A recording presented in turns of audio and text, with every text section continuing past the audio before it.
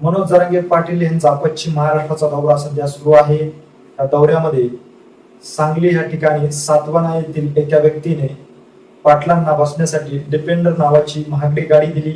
या गाडी दिल्यानंतर सर्वत्र ह्या गाडीची चर्चा होऊ लागली आणि ही जी चर्चा आहे ही चांगलीच राज्यभरामध्ये गाजली।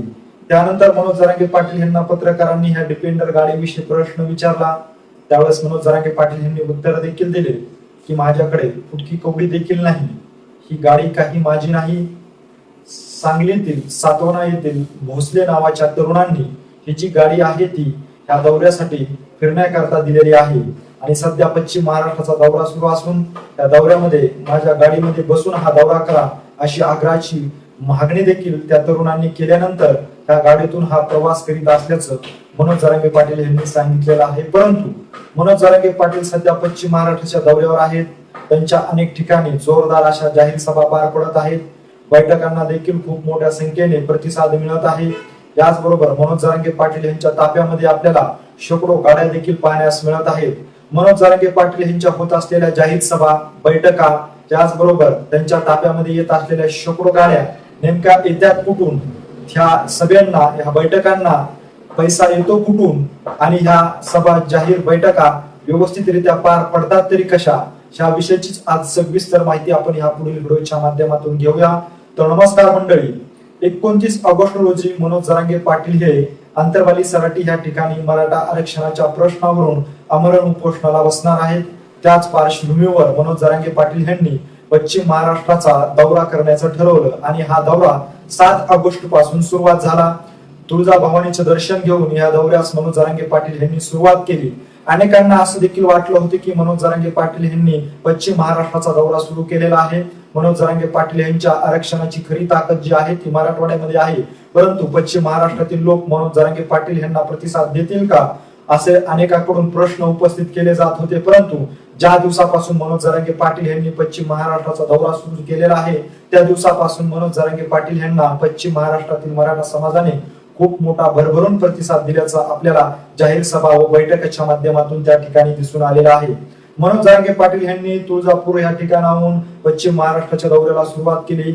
सांगलीतील सातवना या ठिकाणी देखील त्यांची जाहीर सभा पार पडली आणि या ठिकाणी त्या ठिकाणच्या भोसले नावाच्या एका व्यक्तीने डिपेंडर अशी एक महागडी गाडी घेतली होती आणि ह्या गाडीची पूजा जी आहे ती मनोज जरांगे पाटील यांच्या हातचे करायचं असं त्यांनी ठरवलं होतं आणि त्यांनी मनोज जरांगे पाटील यांच्या हातचे त्या गाडीची पूजा केली आणि त्यानंतर दौऱ्यासाठी वापरण्याकरता मनोज जरांगे पाटील यांना डिपेंडर नावाची ही एक गाडी दिली आणि सध्या मनोज जरांगे पाटलांचा जो दौरा चालू आहे त्या दौऱ्यामध्ये मनोज जरांगे पाटील ही डिपेंडर गाडी वापरत असल्याचं आपल्याला त्या ठिकाणी दिसून आलेलं आहे।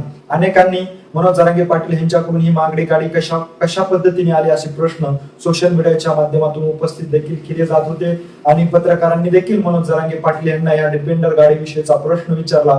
त्यावेळेस मनोज जरांगे पाटील यांनी देखील उत्तर दिलं की माझ्याकडे एक फुटकी कवडी देखील नाही, परंतु मी समाजासाठी काहीतरी करीत आहे या भावनेने अनेक काही समाजातील नेते मंडळींना या आरक्षणासाठी काहीतरी द्यावे अशी अपेक्षा असते, परंतु त्या व्यक्तीकडे वेळ नाही आणि अशा पद्धतीने समजा आरक्षणामध्ये पूर्ण वेळ देणाऱ्या व्यक्तींना कशा पद्धतीने सहकार्य केलं पाहिजे अशी भावना त्यांच्या मनामध्ये असते आणि त्या भावनेतूनच भोसले नावाच्या व्यक्तींनी सध्या ह्या दौऱ्यामध्ये वापरण्यासाठी डिपेंडर नावाची ही गाडी दिली असल्याचं त्यांनी यावेळेस सांगितलेलं आहे। परंतु दुसरीकडे जर पाहिलं तर मनोज जरांगे पाटील यांच्या पश्चिम महाराष्ट्रातील दौऱ्याला शेकडोच्या हजारोच्या संख्येने मराठा समाज एकत्ररित्या येत असल्याचं आपल्याला त्या ठिकाणी पाहण्यास मिळत आहे। परंतु एक जाहीर सभा घ्यायची म्हणली तर लाखोचा खर्च होत आहे। एखाद्या राजकीय नेत्याला मतदारसंघामध्ये मतदानाविषयी जरी साधारण सभा घ्यायची म्हणलं तर साधारणतः हजारो नाही तर शेकडो किंवा लाखो रुपयापर्यंत त्याला त्या ठिकाणी खर्च करावा लागतो। मात्र मनोज जरांगे पाटील यांच्या ह्या जाहीर सभा त्याचबरोबर बैठका पार पडत आहेत आणि ठिकठिकाणी मनोज जरांगे पाटील यांचं स्वागत देखील केलं जात आहे।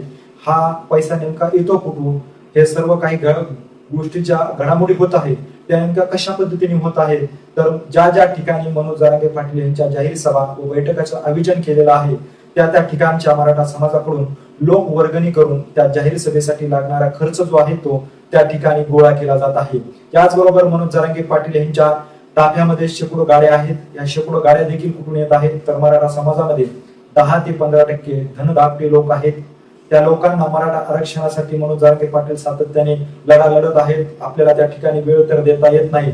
मग ह्यासाठी काय केलं पाहिजे, तर आपल्याजवळ असलेली महागडी गाडी त्या दौऱ्यासाठी ते 8-8, 10-10 दिवस मोफतरित्या वापरण्यासाठी देतात. तर काही मराठा समाज जो आहे तो त्या गाडीमध्ये डिझेल टाकण्यासाठी पैसे देखील देत आहेत. अशा पद्धतीने मनोज जरांगे पाटील गेल्या 2 वर्षापासून सातत्याने आंदोलन उभारत आहेत. त्या आंदोलनाच्या पार्श्वभूमीवर जाहीर सभा बैठका घेत आहेत. त्या बैठकासाठीचा जो खर्च आहे तो सर्वसामान्य मराठा समाजासह धनभाग्य मराठा समाजातून लोकवर्गणीच्या माध्यमातून गोळा करून हे सर्व काही केलं जात असल्याचं आज त्या डिपेंडर गाडीच्या चर्चेच्या माध्यमातून उघडकीस झालेलं आहे. त्यामुळे गेल्या 2 वर्षापासून मनोज जरांगे पाटील जे आहेत ते निस्वार्थपणे मराठा आरक्षणाचा जो लढा आहे तो लढत असल्याचं आपल्याला या डिपेंडर गाडीच्या चर्चेच्या माध्यमातून आज स्पष्टपणे झालेलं आहे.